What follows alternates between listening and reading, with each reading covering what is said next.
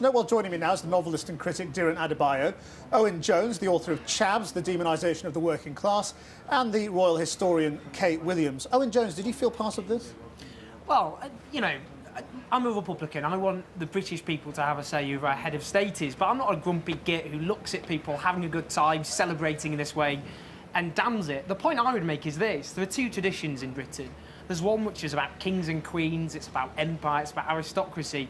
There's another tradition which gets airbrushed out of existence at times like that, and that's ordinary people who throughout history have fought for democracy, for their rights, for freedom, going back to the Peasants' Revolt in the late 14th century against serfdom, the revolution we had in this country. Weren't they the people on the Mall? No, they weren't the people on the Mall, but I think that is a tradition which gets airbrushed out of existence at times like this. I think what we see at times like this are a longing for community, to be part of something. It's not my place to damn that in any sense. The argument isn't personal about the monarch at the moment, it's about British people having a say over who represents them. Diran Adebayo, how inclusive was this, do you think? Well, I think they got lots of the symbols right. Obviously, Lenny Henry presented emceed at the concert the other day. I noticed that there were a number of black faces speaking at the church, etc. The crowds weren't 20% black, were they? They weren't. And you shouldn't underestimate the fact there were a number of black people who wouldn't have been here, who would have been into the thing to some degree at some level. You mustn't forget that lots of people are just into television. They're into things that are big on television and big events. So it doesn't necessarily correlate to any sort of greater, deeper patriotism. I think what I take from this event and other events and from my own knowledge is that there are many different Britons, as Owen has mentioned. There's a majority Britain that is very into the Queen, and there are other Britons that are into Britain for different reasons. And just as you all have different musical tastes, so are there very many different Britons, and there's no reason why that should be a threat to anybody, yes, really. I agree. I mean, I think this was certainly a celebration, not necessarily of the monarchy, but of a 20th century history. I think for a lot of people, the Queen is 20th century history. She came to the throne in 1952, and how different our country has been. I mean, the last Diamond Jubilee we saw was Queen Victoria's in 1897, all this empire pageantry, ruling a quarter of the world's population. Thank goodness we're not like that now. Thank goodness we no longer have an empire, and we are much more about history and much more about celebrating a long period of change and transition, often for the better in British Well, I mean, history. speaking of transition, I mean, part of, certainly last night, was Prince Charles as well, wasn't it? And yes. quite a remarkable moment when he addressed the crowd, thanked the Queen and mentioned his father. Let's just have a brief look at what happened. The only sad thing about this evening is that my father couldn't be here with us, because unfortunately he is taken on well. But ladies and gentlemen, if we shout loud enough, he might just hear us in hospital and get...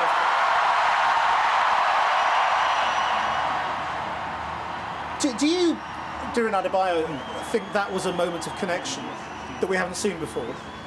Well, it showed a human face, obviously Prince Charles, a dutiful son sort of face. That's all good. I mean, my slight worry about that, and even mentioned the Duke of Edinburgh, is that I felt there were certain opportunities during this Jubilee to sort of present a sense of the country going forward, whereas they seem to be very content to anchor everything to do with, if you like, to some degree, the past. It was quite middle of the road, wasn't it? It was middle of the road, and there was a sense, if you like, that Britain's future was in the past. And this would have been they mentioned like the Duke of Edinburgh has done many things to bridge cultures, to do with the Commonwealth, as the Queen has done, and I thought there would have been a great moment in terms of anchoring them to the future. To have had something like, almost like, say, an amnesty for Commonwealth immigrants who have been here a certain time without British passports, that would have to have been done through Parliament, but that kind of a thing. Victoria's Golden Jubilee, they released 100 debtors from prison. I think, as Diran says, I think we saw a lot about young people, very young people, children. I don't think we saw many actual of the British young people, the youth who are increasingly dispossessed, the unemployed, the people who in this country are increasingly the most disadvantaged. And I don't think we saw very much of them in the same level. And I think we did see it. There was a lot of invoking of Britain, but it wasn't as if you know, in Victoria's Jubilee, there was 40,000 people, poorest people in London were given a big Jubilee lunch. We didn't have that type of day. It wasn't a great charitable institution. That's a loss. What's interesting, actually, I was in Tottenham today talking to young people, and there wasn't that sense of connection there. There was lots of people very scared about the future, about unemployment, about cuts.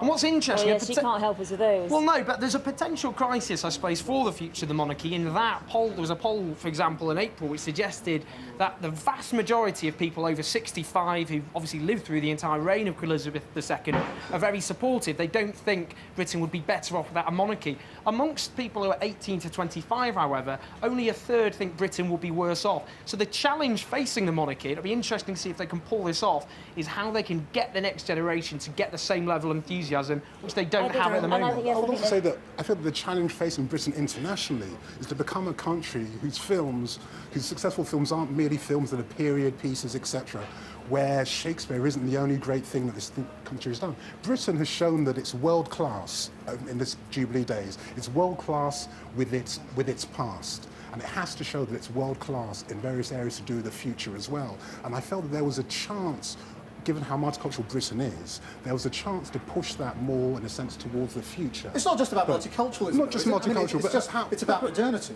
Yeah, it's about modernity, absolutely. It's about modernity more generally, and it seems to me sometimes that official Britain, the establishment, the powers that be, they're not really proud about that aspect of Britain. I think what the royal family themselves, their way of doing this is by continually invoking William and Kate. I mean, we saw the Queen's speech earlier, William and Kate, the engagement photo behind them, they were on the balcony. But as we say, there are younger people here who are more dispossessed. And I think William will probably be 60 before he's king. Well, I mean, we'll absolutely see what happens. Well, the polls suggest actually more people would support it, actually skipping Charles and going to Prince William. Which is never going to happen. Let's just ask you this, though. I mean, the opposition to the royal family has been very muted in these last 4 days. The Republican protests didn't really make themselves very, very felt. You know, there were no big stunts that took over or anything like that. And I wonder why that is. I mean, are we just less angry? Nor should there be. I mean, it's interesting. The polls suggest about between a fifth and a quarter of the population. It fluctuates a bit. Support having a say over who leads them, but it should never be personal. There's always this sense that it's a personal vendetta against who happens to rule. It's just a democratic argument that some people in this country think that people should have a say via the ballot box who represents them. But the Queen went to Parliament today. There weren't any Republican protesters at Parliament. But I do feel it can be personal, because a lot of the Republicans I've spoken to, they've said, well, I believe that the Queen is doing a good job, but I just don't believe that Prince Charles can do the same thing. And I think throughout our history, there have been massive swings on the Republican swingometer, as you might say.